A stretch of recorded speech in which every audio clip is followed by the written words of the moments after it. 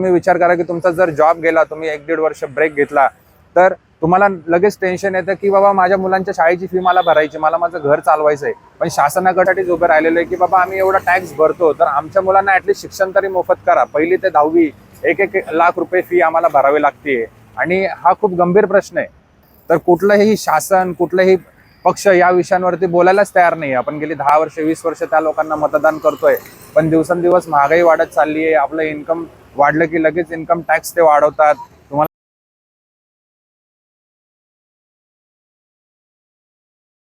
जय श्रीराम. नमस्कार मित्रांनो, मी अविनाश पुजारी. मी 211 खडकवासला विधानसभा मतदारसंघामधून उभा आहे. माझ्या मागे जर बघत असाल, एक मोठी शाळा आहे आणि या व्हिडिओच्या माध्यमातून मी शाळांच्या संदर्भात एक मोठा प्रश्न उपस्थित करू इच्छितो की आपण सर्वजण जे पुण्यामध्ये राहतो, 10% 30% इन्कम टॅक्स भरतो आणि एवढा टॅक्स भरून सुद्धा आपल्या मुलांना ज्यावेळेस शाळेत टाकायची वेळ येते त्यावेळेस आपल्याला प्रत्येक मुलाच्या मागे लाख रुपये खर्च येतो. खरं तर पाहायला गेल्यानंतर बाहेरच्या देशामध्ये ज्यावेळेस तुम्ही कुठलीही टॅक्स वगैरे पे करता त्यावेळेस तुमच्या आरोग्याशी रिलेटेड ज्या काही गोष्टी असतात मोफत असतात, शालेय शिक्षण मुलांचं मोफत असतं. परंतु भारतामध्ये आपल्याला अशा पद्धतीच्या सिस्टीममध्ये टाकले गेलेले आहे की इन्कम टॅक्स देखील आपल्यावरती लावला गेलेला आहे आणि प्लस आपण ज्यावेळेस शाळा यासारख्या महत्त्वाच्या विषयांमध्ये हात घालतो किंवा आपल्या मुलांना शाळेत टाकायचं असतं तिथे देखील आपली भरपूर लूट होते. तर आपण या इलेक्शनला यासाठीच उभं राहिलेलं आहे की बाबा आम्ही एवढा टॅक्स भरतो, तर आमच्या मुलांना ॲटलिस्ट शिक्षण तरी मोफत करा. 1ली ते 10वी 1-1 लाख रुपये फी आम्हाला भरावी लागते आणि हा खूप गंभीर प्रश्न आहे. शाळेची फी जास्त असल्यामुळे आज परिस्थिती अशी आहे की लोक 2 मुलं नको म्हणतात, ते म्हणतात एकच मुलं आम्ही अफोर्ड करू शकतो, एवढी महागाई वाढलेली आहे. तर कुठलंही शासन, कुठलंही पक्ष या विषयांवरती बोलायलाच तयार नाही. आपण गेली 10 वर्ष 20 वर्ष त्या लोकांना मतदान करतोय, पण दिवसेंदिवस महागाई वाढत चालली आहे. आपलं इन्कम वाढलं की लगेच इन्कम टॅक्स ते वाढवतात. तुम्हाला माहिती असेल की ओल्ड रिजिम, न्यू रिजिम, आता पूर्वी जे घर घेतल्यामुळे जे काही टॅक्स बेनिफिट मिळायचा तो देखील त्यांनी बंद करून टाकलेला आहे.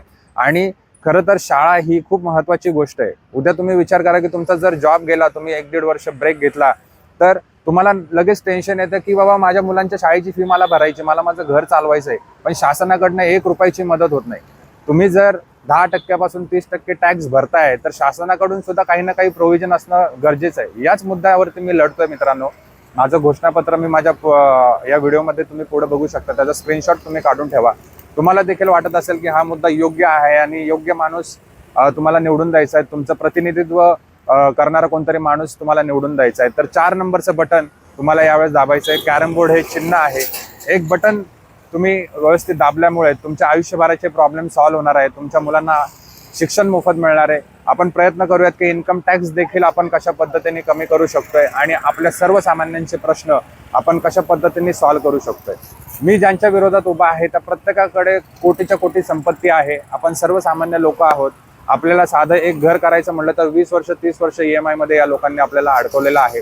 तुम्ही जर मोठ्या लोकांना मतदान केलं तर ती लोक 5 वर्षामध्ये 5 पटीने त्यांची संपत्ती वाढवणार आहेत. तुम्ही न्यूज चॅनलला बघितलं असेल की या आमदारांची, खासदारांची किती पटीने संपत्ती वाढली. तर हे ॲक्सेप्टेबल नाही आहे. मागच्या 5 वर्षात आपण लॉकडाऊन बघितलं, आपण बघितलं की अनव्हेरीफाईड लसी सुद्धा लोकांना दिल्या गेलेल्या आहेत. कितीतरी लोक विविध रोगांमुळे मेलेले आहेत, हार्ट अटॅकमुळे मेलेले आहेत, कॅन्सरमुळे मेलेले आहेत. परंतु त्यांच्या मदतीला कधीच शासन आलं नाही. शासनाने कुठलेही नियम त्यासाठी बनवले नाही. तर आपल्याला आता कायदे मंडळात जावं लागेल, आपल्याला कायदे बदलावे लागतील आणि सर्वसामान्यांचं प्रतिनिधित्व करणारा माणूस निवडून द्यावा लागेल. त्यामुळे मी विनंती करतो की मी देखील एक IT प्रोफेशनल आहे, मी सर्वसामान्य घरातून आहे, मला देखील फॅमिली आहे, पण समाजासाठी मला लढायचं आहे. हे महत्त्वाचे मुद्दे आहेत. कितीही पैसा कमवा पण तो जर तुमच्या खिशात राहणार नसेल तर काही उपयोग नाही मित्रांनो. त्यामुळे तुम्ही जर पुण्यामध्ये राहत असाल, तुम्ही महाराष्ट्रामध्ये राहत असाल, तुमचा कुठलाही रिलेटिव्ह मित्र खडकवासला मतदारसंघामध्ये मतदान करणारा असेल तर त्यांना सांगा की बाबा आपल्यासाठी लढणारा एक माणूस उभा आहे, त्याला मतदान करायचं आपल्याला. जर आपण ह्याला मतदान केलं तर आपले सगळे प्रॉब्लेम सॉल्व्ह होऊ शकतात. त्यामुळे सगळ्यांना विनंती करतो की तुम्ही 20 नोव्हेंबरला सगळ्यांनी 100% मतदान करा आणि 4 number button carrom board Avinash Lokesh पुजारी ते बटन तुम्हाला प्रेस करायचं आहे. धन्यवाद.